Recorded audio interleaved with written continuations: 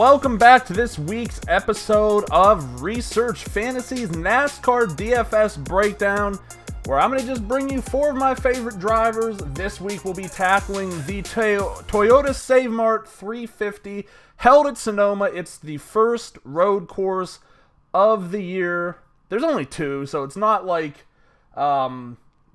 this huge deal, but it is an entirely different type of racing. Much like everything else in NASCAR, there are certain drivers that, do well on this. There's a contingent of drivers that only do, road courses throughout the country that aren't on the NASCAR main circuit, which is why you see a bunch of names on your list like Boris said, Billy Johnson, Elon Day. A lot of these guys have not made their way into the NASCAR ranks. Boris said he's 55 years old. He says Watkins Glen is going to be his last event. He's placed as high as 6th here, and I believe it was twice, but recently has not been the most productive driver in terms of the average end finish, which I can tell you right now is the average finish is 26th, but take that with a grain of salt, as it was one event where he started 33rd and he moved up to 26th. So I think you could see some guys going with the names that are jumping off the list here. Tommy Regan, Josh Bilicki, Elon Day is kind of a touted guy. I've seen some talk about him on actually major sites like ESPN. Kevin O'Connell, the apparent quarterback coach from, I forget where he's at. He was the ex-New England quarterback, and I'm completely joking. I highly doubt they're the same guy, but I'm not going to research it.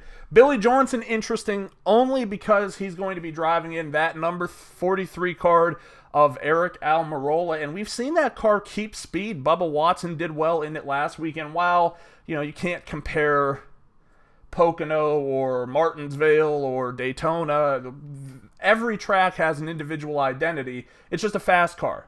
So let's talk about that real quick.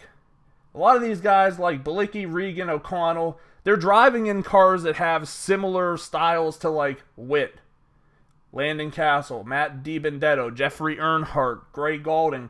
These are not highly sponsored cars, so they're not going to give you the manageability that you see in Truex, Larson, the Bushes, Harvick, guys like that. So you have to temper your expectations. I know that some people might see the price and say, well, these guys race on road courses, and hey, I could be completely off base, and Elon Day can go out there and just surprise everyone and finish in the top 10 with a huge score. If you look through the results at Sonoma, you'll see some non-typical drivers in the top 10, top 20. One guy I want to specifically call out because it's a guy that's gone from the 28th most expensive driver, I'm guessing, to the 6th most expensive, and that's AJ Allmendinger. He's the most well-known of these road course drivers. He was consulted when NASCAR decided they were going to open up the Charlotte road course and put it on the schedule in 2018. And he actually looks good this week. I mean, qualified 5th fastest, 7th fastest in the first practice, 4th fastest in the second practice. But if you look through his past 3 years of results here, not really that great. I believe he lost double-digit. He lost 12, 36 because he didn't finish, and 35 spots in his last 3 races here. So I'm not trying to talk anyone out of him. There's a huge difference between 6,200 AJ Allmendinger and 9,600 AJ Allmendinger. This week, how do you, maybe this is your first time playing NASCAR DFS. It's not easy. It's not something you can just go into. You're taking a lot of chances. Yes, skill will prevail. The best way to look at, I think baseball is a perfect sport to compare DFS to, and I hate baseball, but regardless. People think that DFS is you cash in each week, you win, everything's good, you just play each week, and it's just, rainbows, butterflies, and bunnies hopping around. And that's just not the case. Just like in baseball, a guy might hit 460 for a month. That's high. Let's say, what the hell, we'll just say 460. And then he might have 2 months where he hits 200. And at the end of the year, he's batting 320, and you're happy. But it comes with peaks and valleys. I think that over time gets lost by some young players in DFS. And I don't consider myself one of the top-tier DFS players. I'm scared money. I'll be the first person to tell you I will not play high-dollar tournaments. Every time I try to jump up, I end up going through a cold streak. I've said it on the podcast before. Eric Bledsoe will get hurt. And when I jump, it's in basketball because that's the thing I know the most. But I guess what I'm trying to say is as much as we could carve this out and plot out how this race is going to go, there's going to be an electrical fire. Someone's going to make a bad turn. And it's going to take two people that are driving well out of the race. You just have to be prepared for these things. You can't count your, eggs and your chickens before they hatch. You really have to wait until everything comes out. 4 plays I like. Before that, I'm going to give you a little bit bonus. What are we targeting here? Okay. Well, there's 110 laps. So I'm going to just be honest. If you're chasing laps led as your dominator statistic this week, that's probably not the wisest route to go. This isn't a short track that's 1 mile long and has 400 laps where the leader could conceivably lead 200 laps and get a quarter of a point for each of those laps and end up 50 points higher than any other player. This is a course where over the course of the last, 5 years, the average, the highest leaders were 33, 45, 35, 51, 71. My belief is with the stage setup, you're not going to see anybody really get over that 40-lap lead mark. And I'll explain why I think that in a second. Again, could be completely wrong. This is just what I perceive. So do you really want to put all your eggs in the basket of someone who can get you 10 extra points? And yes, at the end of the day, you're likely to see the guy who leads the most laps unless he crashes and something absurd happens. He very well could be in the winning lineup. But you're in a far better position to look at place differential, which is every place out of the short tracks. That's what you want to try to do first and foremost. But I actually believe I want to find drivers that can finish at the top. Pocono was a really good example where we really didn't have a ton of huge point differential plays that really worked out. It was guys like Truex, Larson, Busch who sat at those top positions, and maybe, they all had laps led, but you could have put some other guys in here, and I don't have the Pocono's finish log in front of me, but if someone moved to 7-4, they could have been on a winning lineup just because, 3-place point differential doesn't look like much, but 43 points for finishing 4th looks like a lot. We don't want to get into that mindset too bad. So while I typically want to avoid drivers in this range, I don't think you want to rule out drivers like Danica Patrick. Good for her.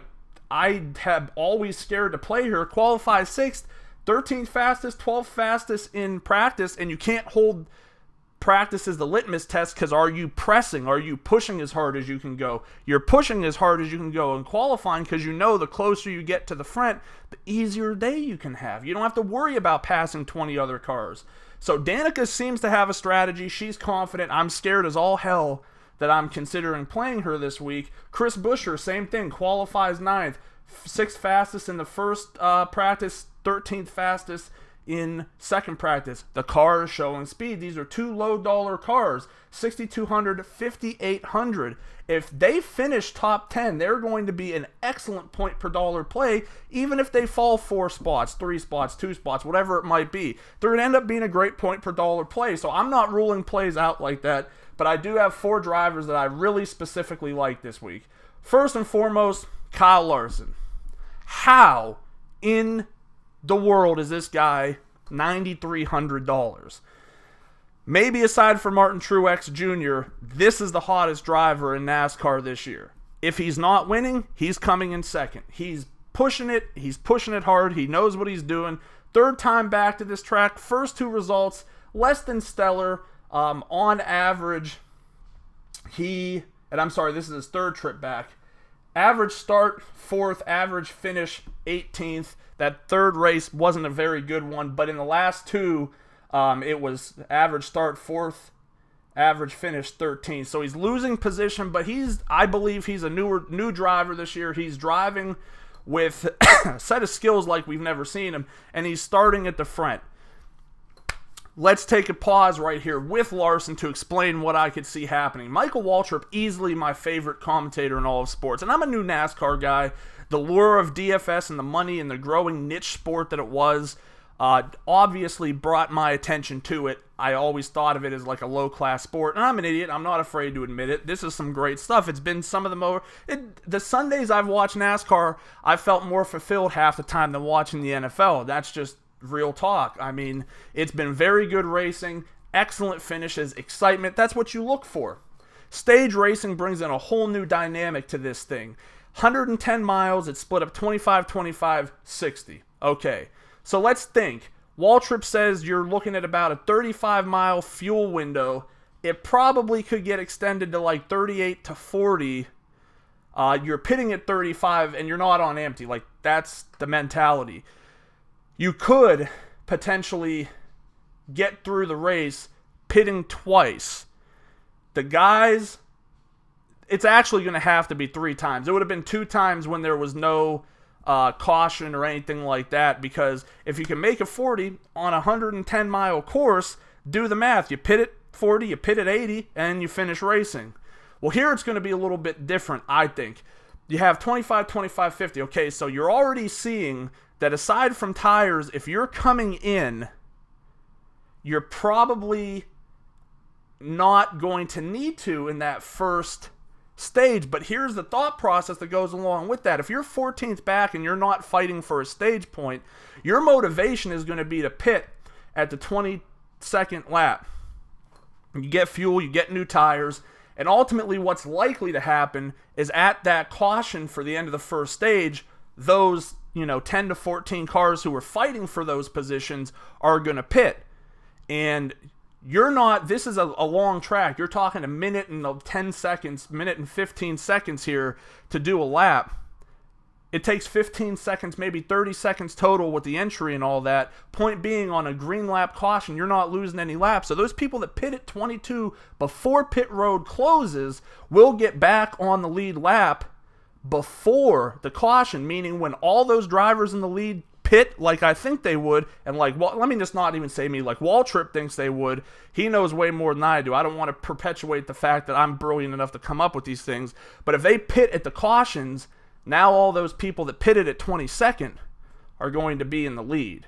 It's not to say that these cars with Larson, Busch, Truex, all of these guys can't move up to take those positions back, but it further emphasizes the fact that you're likely not to see someone break 50 laps lead and really separate themselves from the pack and that mentality. But still, Larson is a smart enough driver. He's a good passer, and this car is showing a ton of speed. There is no reason to not look at him, at least as a core cash game play. I don't think you have to force him into every one of your tournament lineups, but in terms of cash games, he's a lock for me. Next up has been Mr. Hard Luck himself, Clint Bowyer. We call him Mr. Hard Luck at $9,400, which is $100 more than Kyle Larson, who's setting the world ablaze. Nonetheless, I digress. Bowyer, great at Sonoma. He's just been very good here. Has an electrical fire last year. He's the first car out of the race.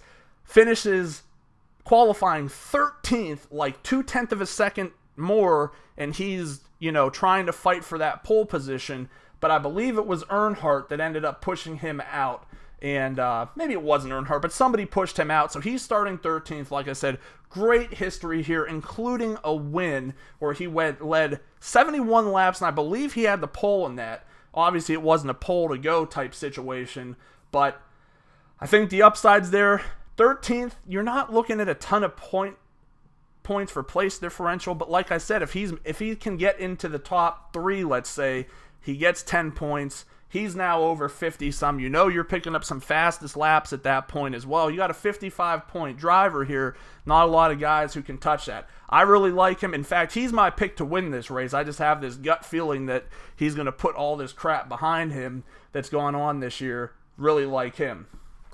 Kasey Kahne, we've seen a little bit of a resurgence from him this past few weeks. The price comes up to $8K here. I really get scared about using him in my cash games, but I'm a risk taker even in my cash games. And let me tell you, that proves to be stupid sometimes. But while I do play this for profit, I also play this for the enjoyment, and nothing gives me more enjoyment than when I can take a risk and it pays off. I think Kahne could be highly owned this week because he's got 4 top 10 finishes in this track, and none of those finishes came with a higher start than 15th. And as far back as 30th, he's managed to come up over 20 spots to get in the top 10. I believe that he could get there again, and he's starting 21st. So yet again, you're looking at a situation where you've got a guy that has 11-point place differential if he just gets in the top 10, let alone 8, 7, 6, where he's picking up not just those place differential points, but an extra point for each position he finishes ahead.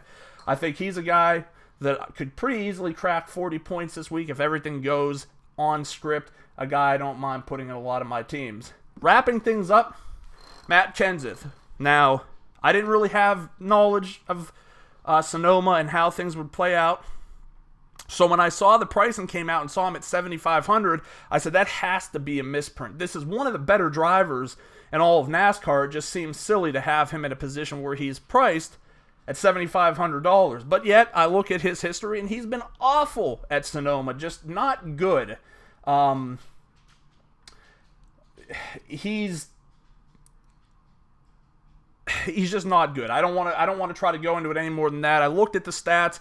Last 5 years, he's finished behind where he started every year. So you're probably asking yourself, why in the hell are you talking about this guy that's so bad? All right, well, here's the catch. A lot of those times he was in the top 10. 6th, 3rd, 4th, whatever it might be. He's doing practice. Car isn't looking great. Looking like a upper 20 car. Average finish here has been 20th over the last couple of years. Second practice, oil pump goes. He has to replace it. Well, you're starting from the back. Thank goodness qualifying didn't take place, and he didn't even make an effort in qualifying, so now he's starting at 38th. So we're looking at a situation where a guy who's a great driver, like you can't take it away from Kenseth, and he does have success here. It's not a ton of success, but just pulling it up in 17 races here. Let me find it. He, finishes around that top 20, has 10 top 20 finishes, 1 top 10. So we're not talking about anything over the top, but yet again, here we sit in a position where he's starting in 38th. Not only is he starting in 38th, he's driving a top 20 car. If he hits 20, boom, 18 points place differential right there. You'll see a lot of guys, if you look through the history of this race, you'll see a lot of guys come from 30, 35, 36, end up, top 20 or better. We've seen, I think, like I said, Kasey Kahne started at 30, made it into the top 10. If he gets there, 18 points plus finishing position if he finishes 20, 40 points. At 7,500, you're crazy to not want to take that. This is, in my opinion, and I hate saying it because I feel like I'm jinxing it, but this is the most sure place differential position a quality driver could possibly be in. He's not a Jimmy Johnson. He's not a guy that there's no way in hell this guy is winning the race, and I know that. And if your mentality is you only want to play guys that are going to win races, don't play him. But I'm going to look at the upside of the place differential here. Cash game lock for me. You can always do whatever you want in tournaments, but that's where I'm going. So wrapping it up, 4 tournament drivers I like: Kyle Larson, Clint Bowyer, Kasey Kahne, Matt Kenseth. Thanks for watching. I hope this was helpful. If it was nothing else, it was sure as hell long. Good luck tomorrow, and win me some money.